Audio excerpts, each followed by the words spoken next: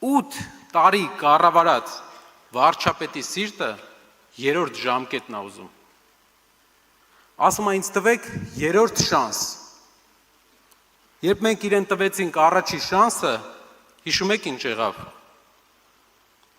Նա կորցրեց Արցախի 75%-ը, կազմաքանդեց եւ թուլացրեց բանակը եւ զավթեց դատարանները։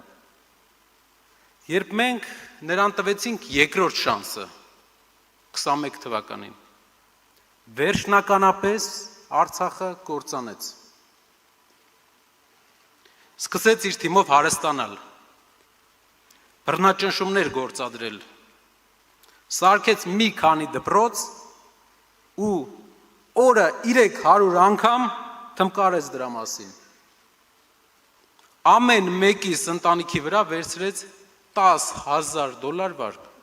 պետական վարկ։ Գյուղատնտեսությունը անկման տանելով, մարդու իրավունքները սարքեց ՔՊ-ի մենաշնորհը եւ սկսեց բացել Սյունիքի դարպասները։ Սկսեց կազմաքանդել եկեղեցին, պառակտելով բոլորիս։ Ինչ չես հասցրել, որ հիմա ուզում ես ավարտես։